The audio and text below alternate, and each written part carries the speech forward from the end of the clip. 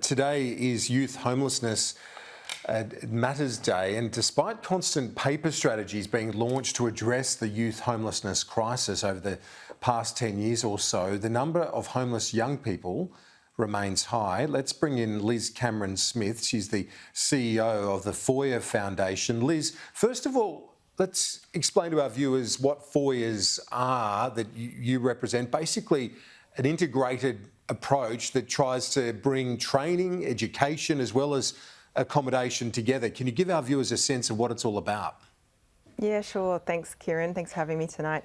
So look, a youth foyer is an evidence-based solution that at its heart is a home for a young person, but it goes more than just providing a roof over a young person's head. It's also about integrating learning, employment and life skills supports.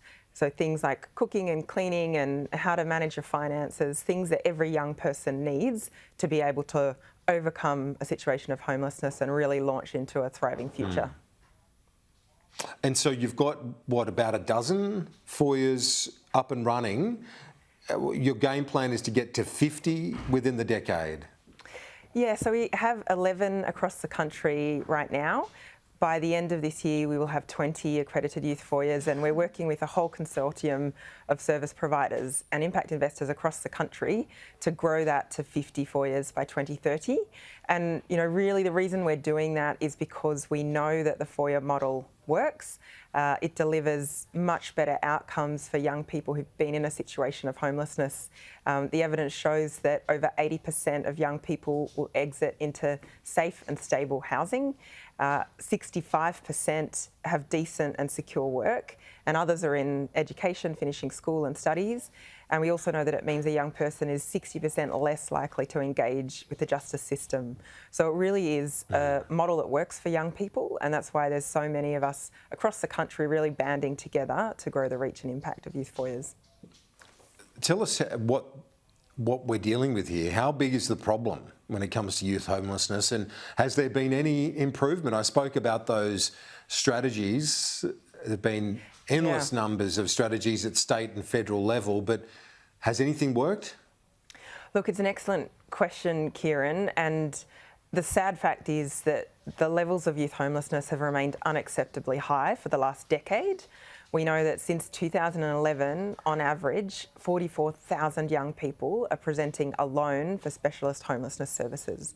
And so what that means is they're young people, just like any young people we know, but they are in a situation where it's no longer safest for them to remain at home. They don't have a way to continue to go to school, to continue to work towards getting a job.